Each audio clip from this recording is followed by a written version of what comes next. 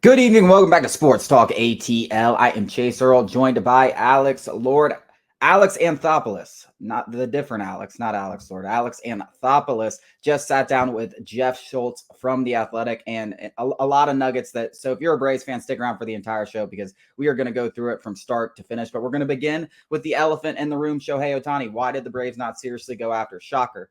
They didn't have the money. Now, I don't necessarily think they didn't have the money is the proper way to put it, but they're not going to put all their eggs into one basket. They want to spread out these contracts. Yes, they have a lot of team-friendly long-term deals, but if you look at the AAV and how they affect the CBT and the luxury tax, you're talking about nothing higher than $23 million, which is Austin Riley. They don't want to go higher than that, and they're not going to go higher than that. Even though Ohtani deferred, $680 million of his contract, $46 million counts against the luxury tax every year. If they go ahead and sign that, it takes away their flexibility moving forward. That's something they want to keep. And it really is just as simple as that. I don't even think, Mark Bowman said that they weren't even considering it from the way that he answered the questions. They weren't even considering it.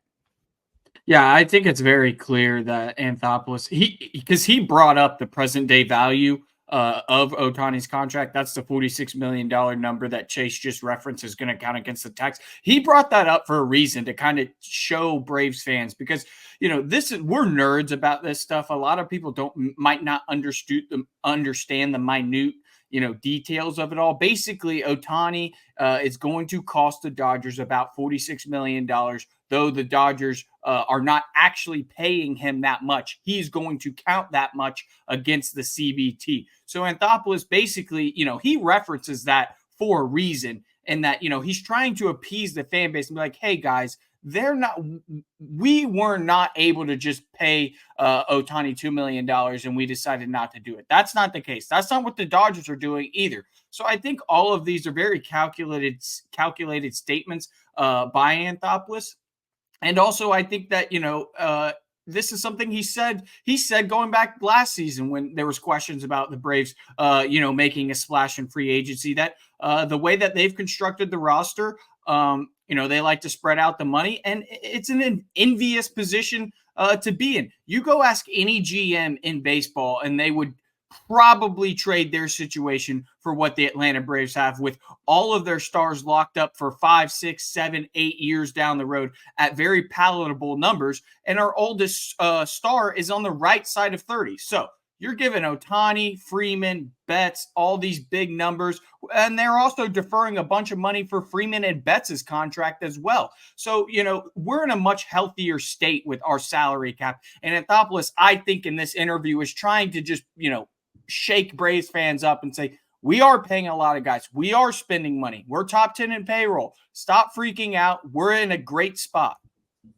Yeah, I mean, listen, the Braves aren't cheap. I've said it time and time again. $270 million. They're approaching the third level of the luxury tax threshold, someplace that they've never been. This is by far the furthest they've been in the luxury tax in franchise history. And I still expect them to make a couple moves. Now, will they make a huge move, a splash for a frontline starter? Remains to be seen. I'm a little less optimistic on that at this point in the offseason than I would have said maybe 4 or 5 weeks ago. But I mean, look at all the money that they've taken on in the forms of Max Stassi, Evan Whites. I mean, basically useless players that are never going to play for this club. I mean, a lot of them have already been shipped out. Marco Gonzalez. They ate all that money to just acquire Jared Kelenic. So they're definitely not cheap. But then you look at those come off the book in terms of the luxury tax after this year, after next season. You look at next year's luxury tax payroll, the projections, you're at $160 million.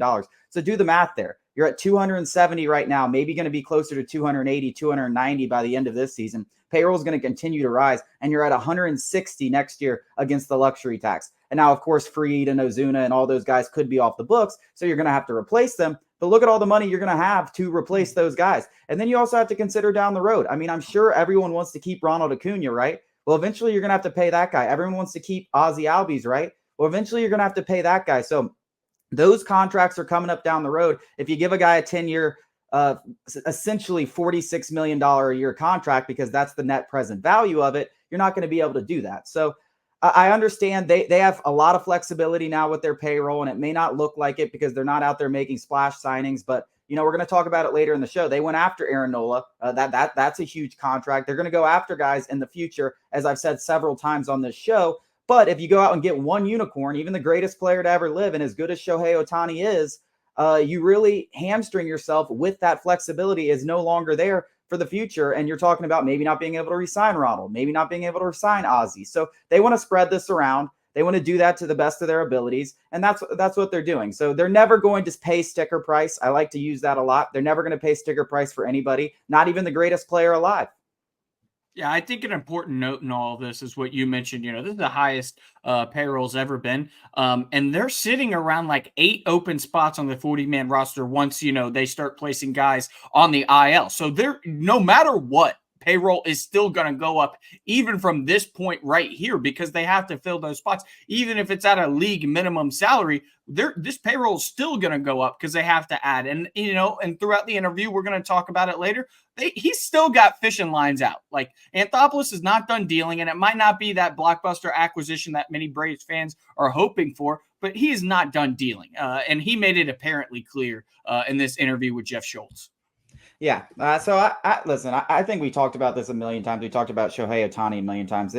We shouldn't be the least bit surprised. It was a long shot pretty much for everybody except for the Los Angeles Dodgers because like I said weeks ago, they've been waiting for this moment for Shohei Ohtani to become. Hell, they had a video from 2017 or whatever with Kobe Bryant. Like, to say they've been waiting for this moment and we're going to do everything possible to make this happen is an understatement. So they were always the favorite. They were always putting all their eggs into this basket for several reasons. You got to respect how they negotiated the contract and how it works out for them and how it's a relatively team friendly, as much as a $700 million contract can be team friendly for anybody. But they've been preparing for this moment. Coming up after the break, we're going to get into more Alex Anthopoulos, what he said in this interview. The Braves are in on Aaron Nola. That is confirmed.